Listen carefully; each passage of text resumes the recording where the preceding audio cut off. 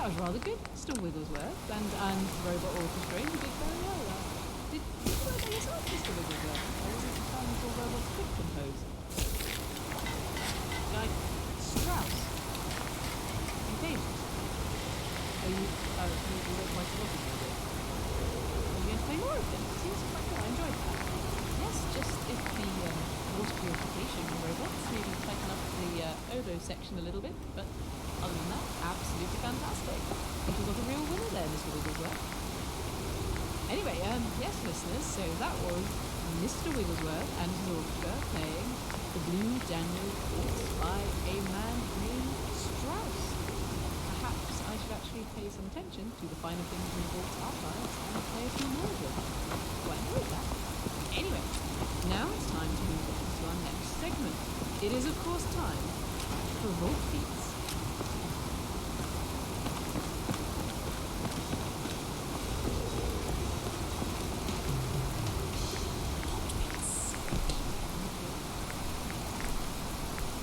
Now, listeners, as you know, Vault Beats move into our state-of-the-art jazz lounge. Vault Beats, as you know, covers a lot of the great poetry that humanity created prior to the pre-wars. I have no idea if you're still making poetry out there, Wastelanders. I hope you are. Certainly in my travels through the Vault Beats archives, I found some rather pleasant little vignettes that mankind created. And it really means a lot to me to know that out there, you're still trying to hold on to civilization by writing poetry. And if you are, and you're maybe short of inspiration, that's what I'd like to think Vault Beats is helping you with. I'm going to educate you now on a different type of poetry, one that we haven't yet heard in Vault Beats so far. So this week's Vault Beats, I will be demonstrating the excellent art of the Japanese haiku. I mean, what's in Japan?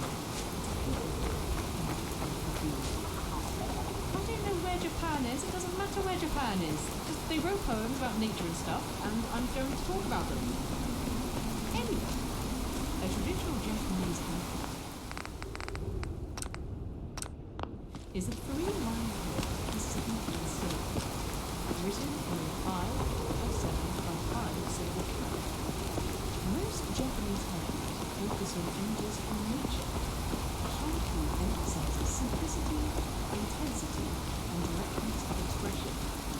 So in order to give you a little push in the right direction, listeners, I've written a couple of haikus on myself, which I'm now going to perform here, live, in the Vault 97 Jazz Lounge.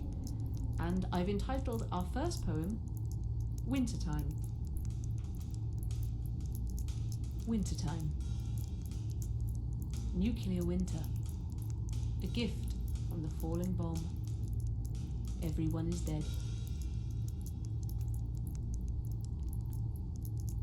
As you can see by that last poem, I used some of the cutting words that they recommend you use in a haiku, such as bomb and dead.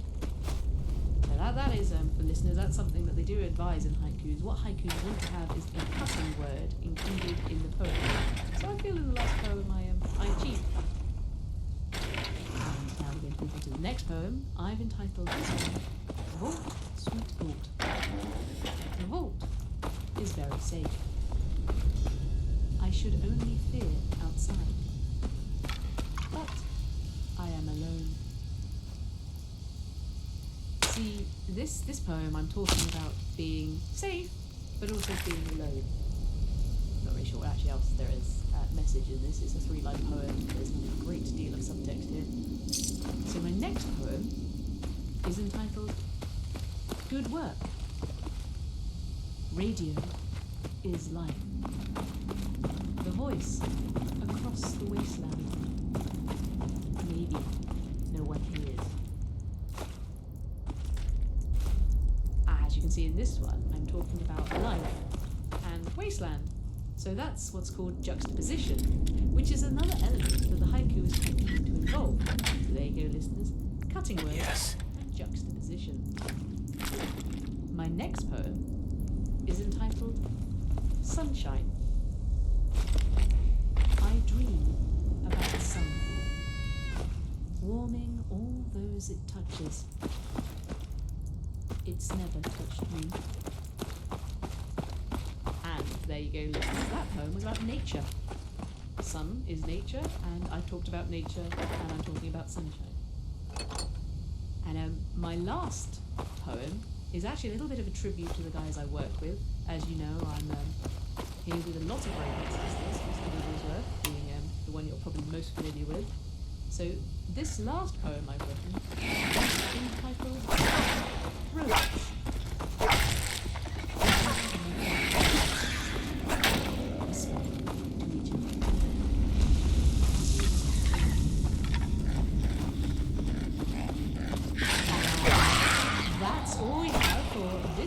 Vault Beats listeners, I hope you enjoyed that, and I hope you will try and write something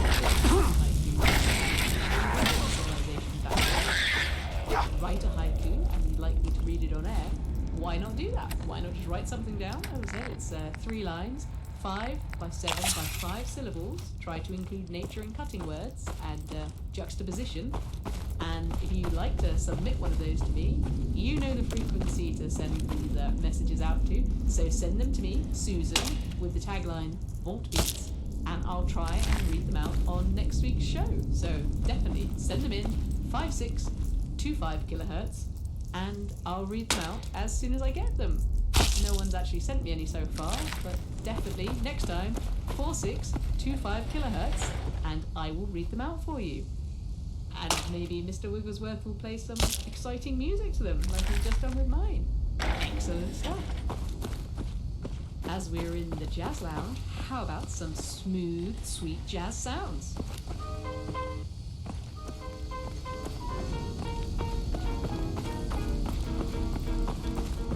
Nice. Where shall I go when I go where I go? Since you have sent me away, and what can I do when I do what I do? You seem to haunt me all day. Now where can I find what I found when I first met you? You were unhappy, but I simply can't forget you. Where shall I go when I go where I go? Since you have sent me away. Now where shall I go when I go where I go? Since you have sent me away. And what can I do when I do what I do? You seem to haunt me all day. Why, where can I find what I found when I first met you? You were unkind, but I simply can't forget you. Where shall I go when I go where I go? Since you have sent me away. That was The Lone Wanderer of Helen Hughes.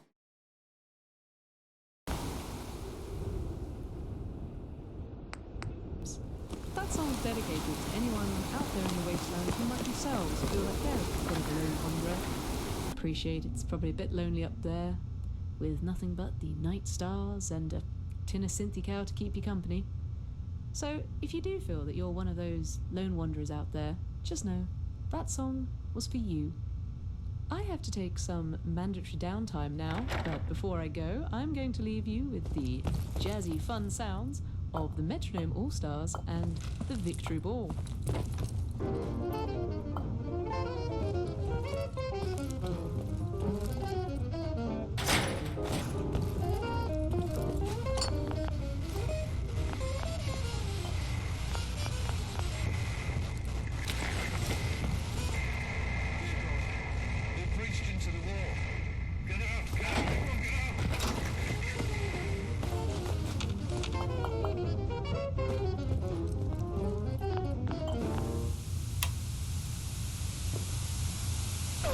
No way I could pick this. No, I'm sorry, Mr. Wigglesworth, for the last time, I'm not doing this. What? It's pointless. We've sent the scout robots out. We know there's no more roads, no more cars. They're not going to flood the vault with radiation if I refuse to do an advert. What do you mean Dodge paid us lots of money? You don't know. Dodge didn't pay us money. They might have paid Vault Tech money, but I'm not entirely Won't be sure able to pick Vault this. Tech exists anymore.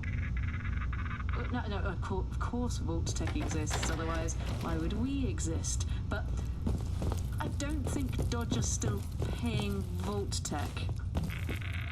No, I don't care. I'm not doing it, not doing it, not doing it. It's stupid. You realise I could be doing another in-depth documentary about President Trump right now. But no, you're going to make me talk about a car. Nope, not doing it. They can flood the vault with radiation all they like. It's not going to work. I refuse. I'm the only talent they have left. They've got to let me do what I want. Okay, no, that's fine. Yes, let's get on with the advert. Let's run the ad. Cue the music. Ladies, are you tired of being seen behind the wheel of a tank? Are you looking for a vehicle that speaks to your inner femininity? Would you like a vehicle designed just for you? Then look no further than the all-new Dodge La Femme. An entire new vehicle designed with your lady-based needs in mind. Jesus. The Dodge La Femme comes complete with the following features designed to unite motoring with the ideals of the modern woman. A built-in handbag. An umbrella.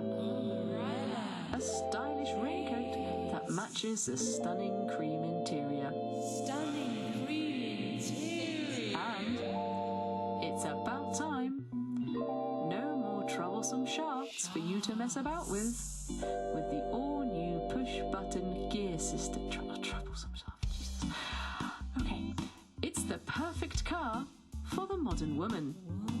Ask your husband, seriously, ask your husband for the Dodge La Femme.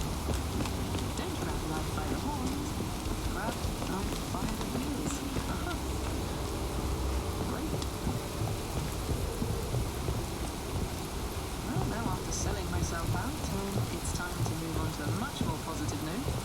It's time for those dashing cavaliers of song and the sportsmen to the hot rod hop.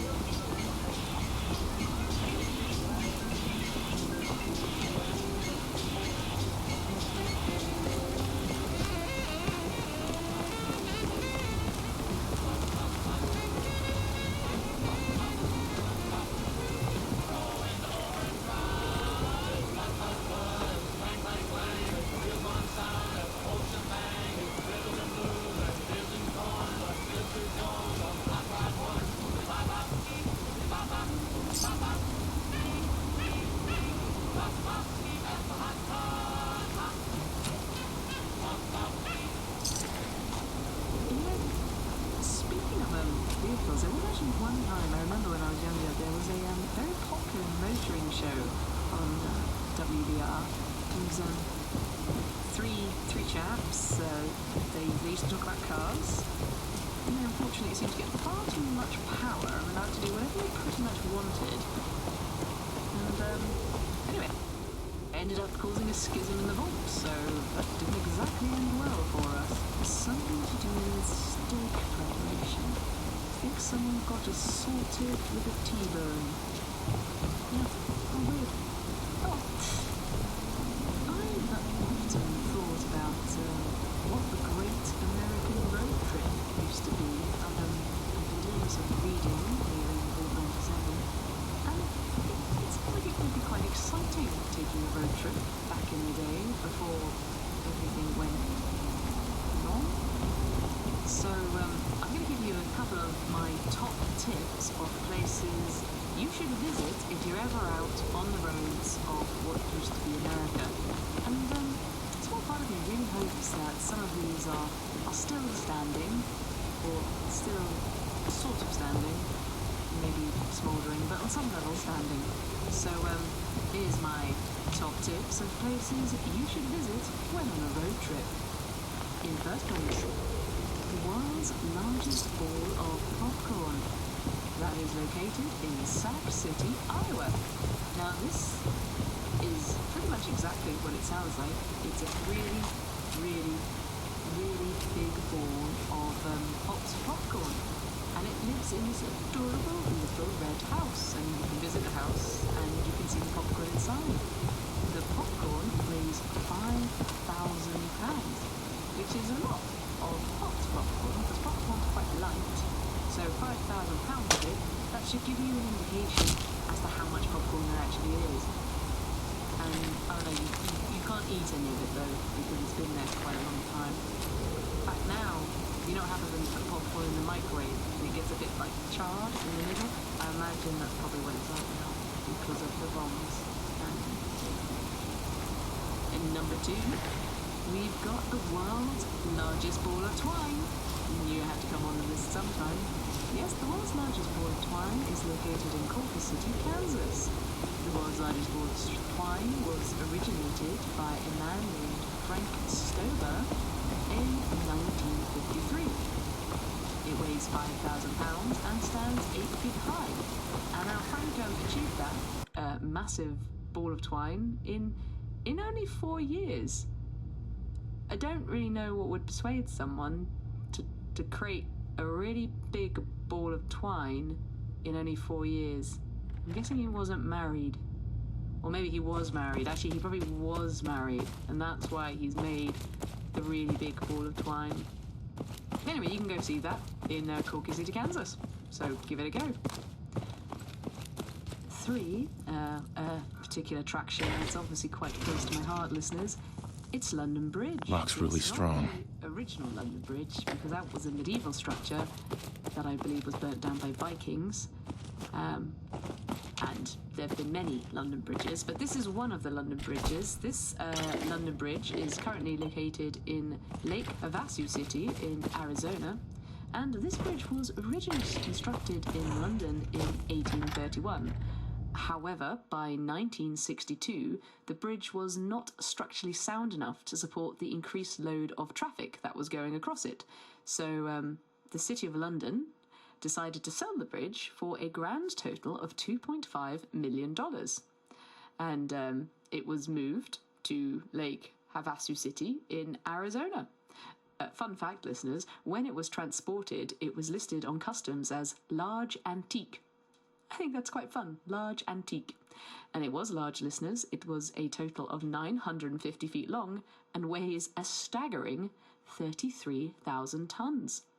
So definitely one worth visiting. And given the size of it, I'd imagine it might still be standing today. So definitely, Wastelanders, if you're ever in the area of Lake Havasu City in Arizona, go visit London Bridge. In number 4, we have the Gemini Giant. This is located in Wilmington, Illinois, and from my reading, this Gemini Giant is just a very large statue of a spaceman. except it's not a very good statue of a spaceman, but it was originally made to promote a series of cafes called the Launchpad Diner. And apparently there are several of these throughout the great state of Illinois. And they were promoting sort of the Gemini space program and some cafes at the same time. And they're quite creepy. So keep an eye out for those. In number 5, we have the world's largest shoe house. Now, the world's largest shoe house is located in Pelham, Pennsylvania, and it was originally built in 1948 as a rather extravagant advertising gimmick by a shoe salesman. We don't know how many old women and children live in this particular shoe, but definitely worth a visit. And in the last place, or not last place, they're not placed, but the last tip I have for you, this one really, really tickles me. It's the life-size chocolate mousse located in Scarborough, Maine. Now, this isn't a big pot of chocolate mousse. This is Lenny, who is a mousse made of chocolate. So he's a life-size chocolate mousse. I think that's quite fun. And he weighs 1,700 pounds, and he's made of milk chocolate. And apparently he's 100% anatomically correct. I'll leave you to think what being 100% anatomically correct and made of chocolate is, but yeah, he's a fantastic visit. So he's a life-size chocolate mousse. I really hope he still exists, because one day I think I'd like to see the life-size chocolate mousse. And he's located in Scarborough, Maine, if I didn't say so already. It's funny when you think about some of these roadside attractions. I mean, what drives a person to create a really big ball of twine, or a big ball of popcorn, or a giant spaceman?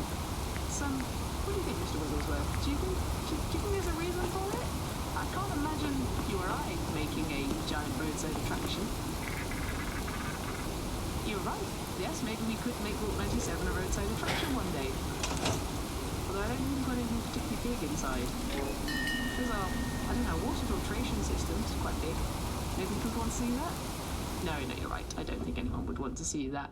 Anyway, listeners, that's it for Susan's travel tips for the day. So if any of you are out there at any of those locations, why not visit some of them? Let me know if they're still standing. Take some photos if you can. Don't think anyone really has cameras anyway. Well, actually, you have cameras, but do you have film? Can you develop them? Anyway, why not? Just let me know if you visited them and tell me if they're any good or not, because one day I'm sure I'll come visit them myself. And now, listeners, it's time for a public safety announcement in the form of a product recall.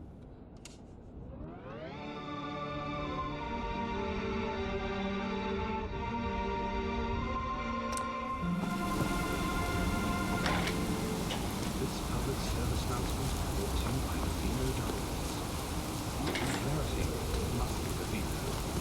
Do you own any Levino diamonds? It is understanding that the Levino Diamond Company may have been loading diamonds into a nuclear reactor in order to change them into the rarer blue specimen. So if you have a blue diamond that you believe is from the Levino Diamond Company, they're dangerous.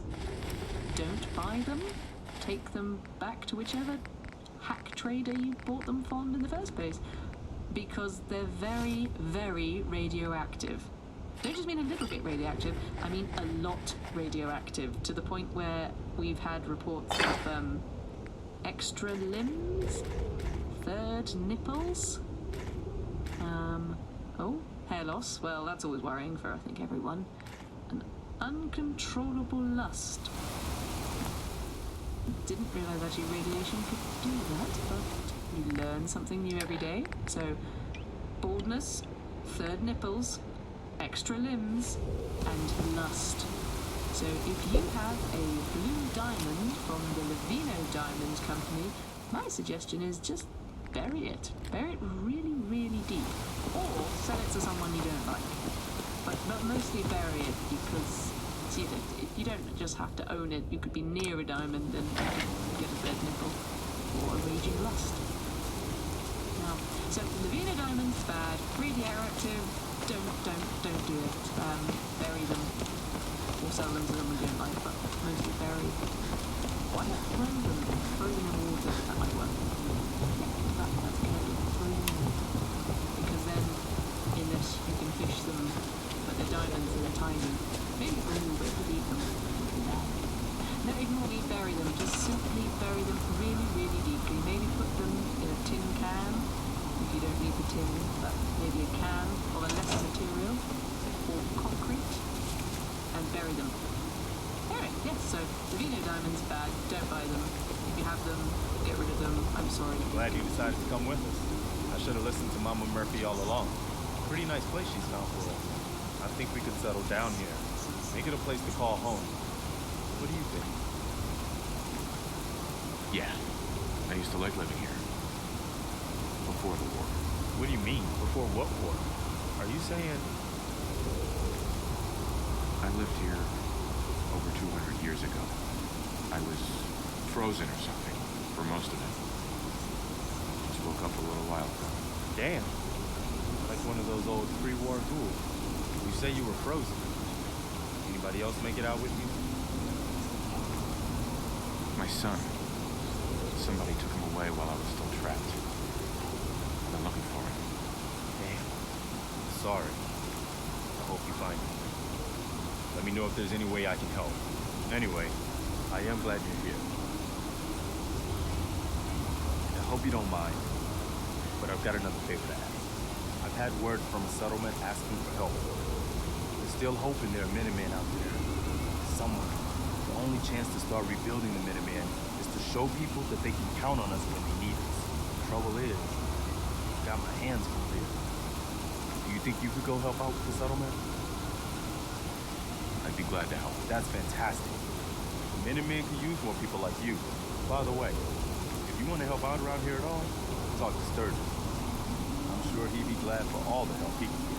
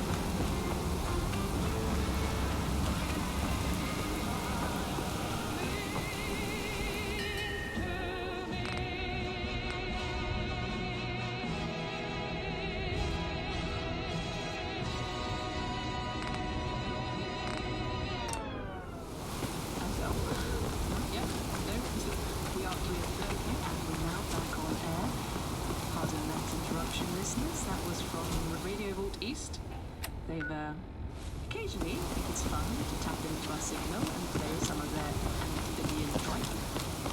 I'm telling you, don't let it happen. Mary, I know you're listening to this, so I'm going to tell you now, you're the worst. You're the absolute worst. I hate you. I hate you so much. And don't keep sending me messages saying that you have original Launch 92 content, because I know you don't.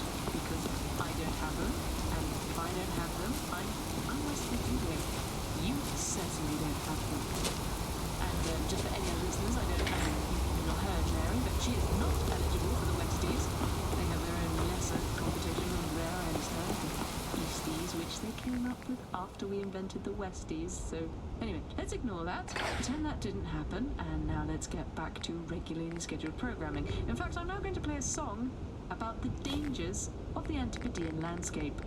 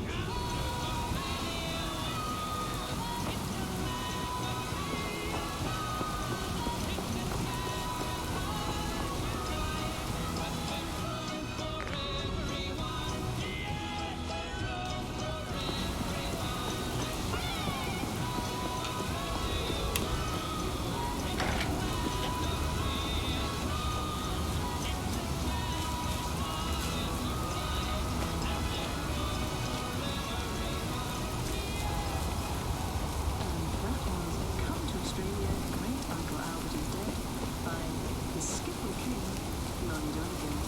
And this is good for intensity. You see, that's what happens, listeners, if you let just anyone DJ a station. You get Radio Vault East. See, that's the thing. Radio Vault East, they never had any class. They didn't run things in the same way that we do. See, here at Westwall Radio, our goats was they were the perfect system. They made sure everyone had the ideal career for them.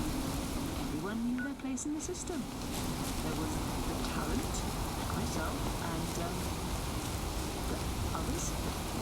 The talent were happy, and the others were happy. The talent listened and learned, and while we didn't always see eye to eye with the others, we did have some good points.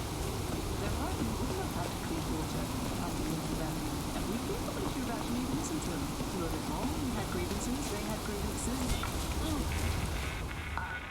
Yeah, no, Mr. Wigglesworth? No, you're right, I agree, Mr. Wigglesworth, absolutely.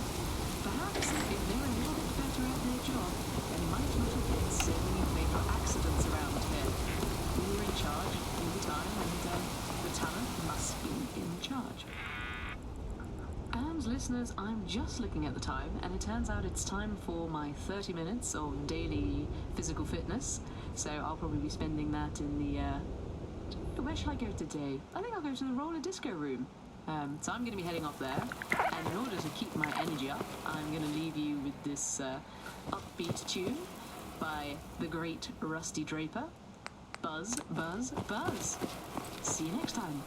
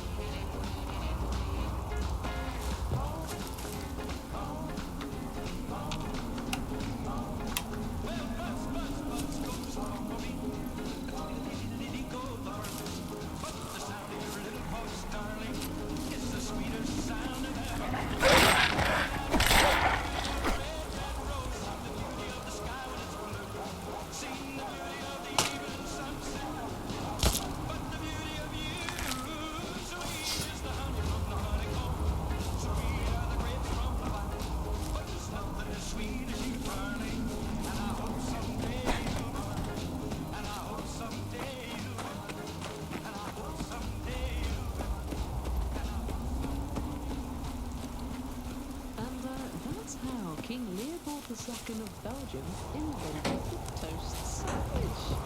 I think that's a fascinating story. Wouldn't you agree, Mr. Wigglesworth? I know, definitely.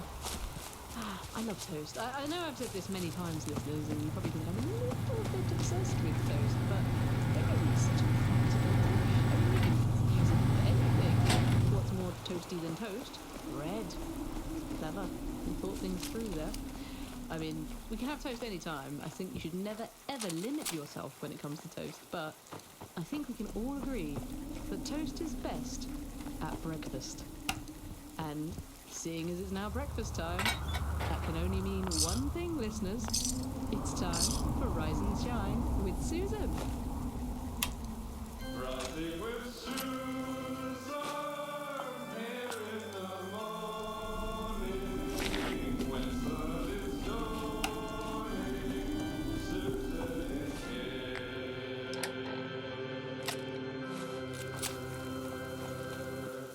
Elizabeth.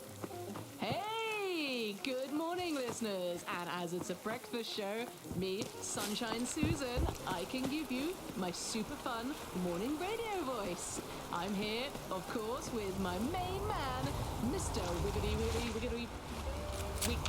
Wigglesworth. Say hello to the listeners, Mr. Wigglesworth. Ooh, edgy and topical. And speaking of topical listeners, This is a Susan story. I've got a story I thought I'd tell you. I know probably some of you are sitting in traffic on the old I-9, but in order to get you through that traffic, I thought I'd tell you a story about when I was in the kitchen the other day. And I was trying to work the microwave. I mean, we've all had problems with the microwave, right? You hear me, listeners. You know the story. Anyway, so I went up to the microwave and I put it on the highest setting because I wanted to heat up some Synthicao. And unfortunately, the Synthicao was frozen, so I needed to defrost it. And it's very good, silly listeners. I pressed button number 9. I somehow ended up, like, popping my Synthicao. I am causing a small nuclear-based explosion in the kitchen area, and I think that's just listeners.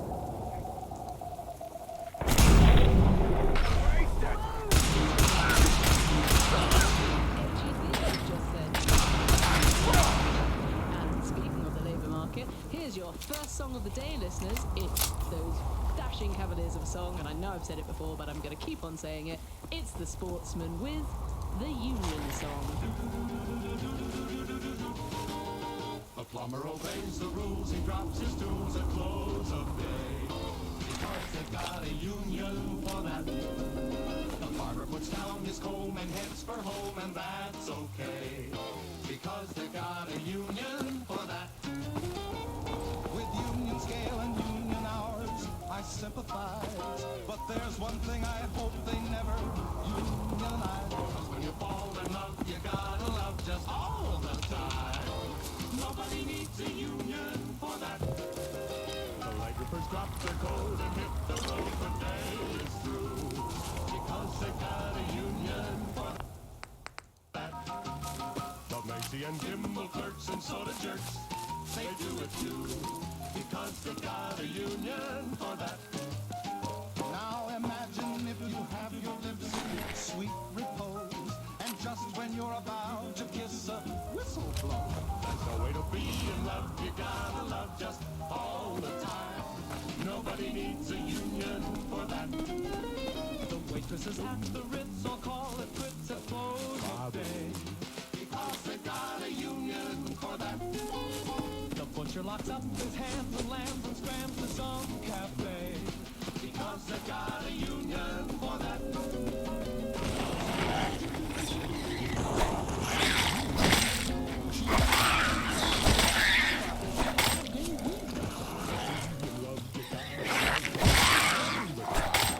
Nobody needs a union for that.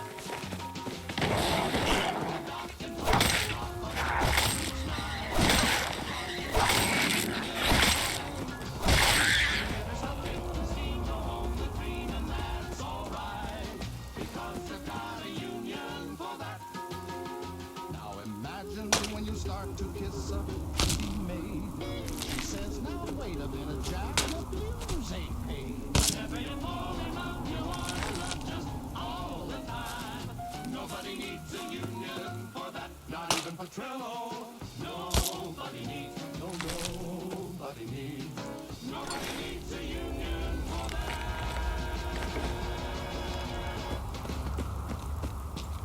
Whoa! That's an amazing song, listeners, that talks about the scary prospect of love being unionized. Can you imagine such a thing? Or actually, the people of Canada between 2050 and 2056 actually could imagine that because it was unionized. But never mind, I digress. It is time for the best bit of the morning. It's time for the competition that gets you all talking. What's that sound? actually, Mr. Wigglesworth? What is this sound? Are you getting this? I'm getting some feedback here. That's not the sound, listeners. If this is it, this is not the sound. Tenako, Tenako, Tenakato, Wastelanders and Vault Dwellers. You're listening to Breakfast with me, Contrary Mary, live on East Vault Radio. I hope you're all having a sweet-ass morning. We've got a great show lined up for you. I can't think of a better way to start the day than listening to heaps of the finest tunes Aotearoa and Australia have to offer since ages ago. If you're new to RVE, welcome.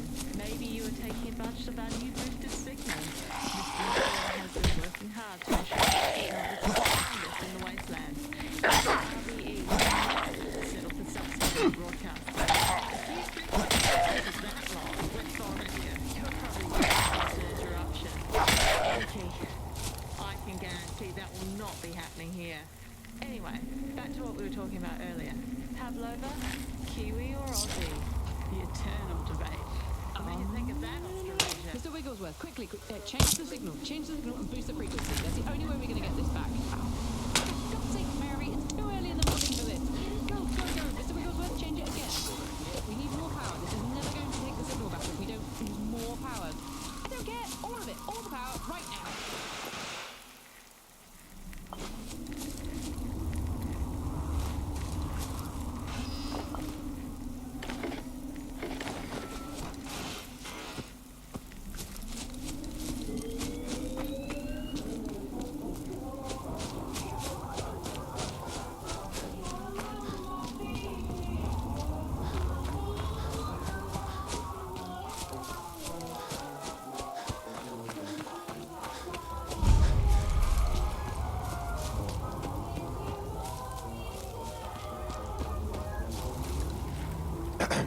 What do you want? We don't need any more trouble around here. It's okay. I'm with the Minutemen. I'm here to help. You're with the Minutemen? I didn't really think you fellas still existed. We sent word with one of them passing traders, but honestly, I never expected anything to come of it. Most people don't put much stock in the Minutemen these days after Quincy. Bad business, that. We're rebuilding the Minutemen from the ground up. We're the good guys again. Glad to hear it. No question that things have been worse since the Minutemen fell to pieces. There's a raider gang that's been giving us trouble for weeks, stealing food and supplies, threatening to kill us all if we don't pony up. We know where they're coming from, but we can't go up against a gang like that. I'll kick their asses for you. No problem. Thanks, friend. If you folks are for real this time, it'll be a welcome change for the better.